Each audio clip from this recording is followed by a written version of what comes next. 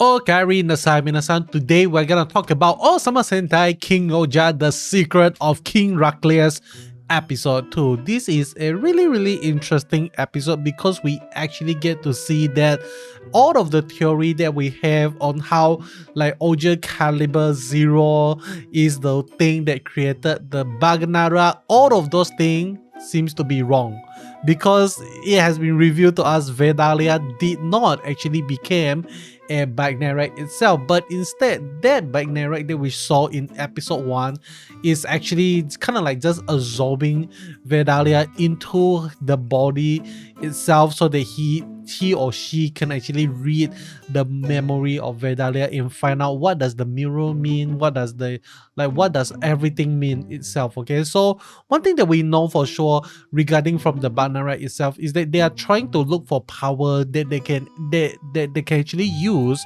to overthrow the human. Okay, because right now the human are being protected by the Shoe Gods itself, by the King-Ohger, by the King-Ohger Zero. So if the Bagnarek would love to win against the humanity, they are actually looking for a way to dethrone human by taking away the power of the Shoe Gods itself. And that is why in the main series, that is also what we saw. We get to see a lot of things. We get to see like we get to see like the Bagnarek keep on trying to steal the three greater guardian deity, and in the latest episode they try to take away God Tarantula, even though like obviously they can't do that at all. Okay, but that is something that I realized after watching this episode. The plot where the Ohsama Caliber Zero is the thing that causes like Bagnarek to be born seems not to not be real, something like that. Okay, so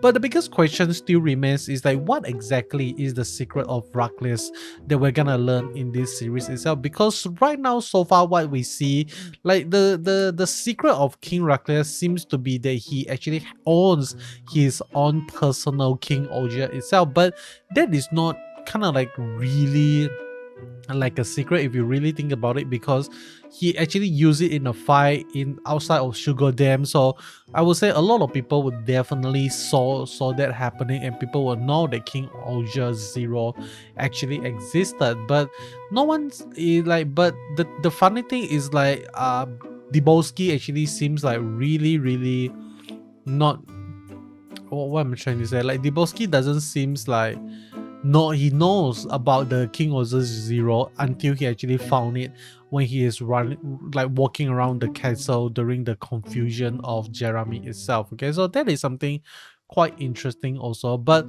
the next thing we want to talk about here is what did they actually found, because like something Rita said really caught my attention is that they found something like kind of like a few substance on Vedalia that does not belong to human or Bagnarek itself. So you might be thinking to yourself like, then what did they actually found?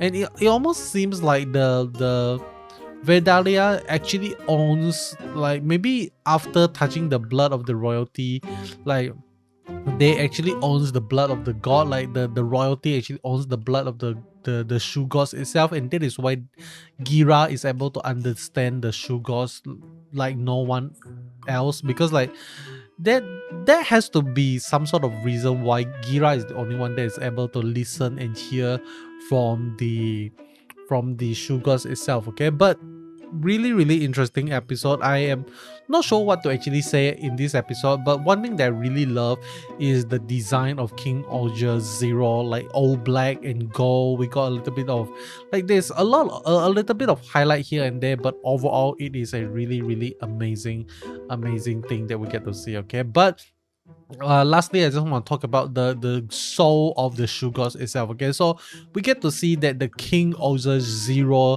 like the Kuwagata soul, and the rest of the, I would assume the rest of the Zeros are King-Ohger Shoe Gods. All, I would assume all would actually have a purple soul rather than a golden soul itself. So that is really interesting. Okay, because that will mean that they are totally something else. They are not something that I would say maybe they're man. Okay, maybe all this despite being called King-Ohger Zero, they might actually be a man-made thing that the Hasti family is trying to create, because we actually heard Racules say that the Hasti family is trying to recreate this for the longest time, something like that. So that is kind of like just my theory on what is actually happening. But that is all from me regarding Ohsama Sentai King-Ohger, The Secret of King Racules episode 2. Hope you enjoy. It is a very short one. There's nothing much to talk about because there's nothing much happening in this episode. But I'm really glad we get to see Rita in this episode. I mean, more Rita, more fun, and more adventure. Okay, but that is all from me. Hope you enjoy, and I'll be seeing you guys in the next one. Subscribe if you haven't. Bye.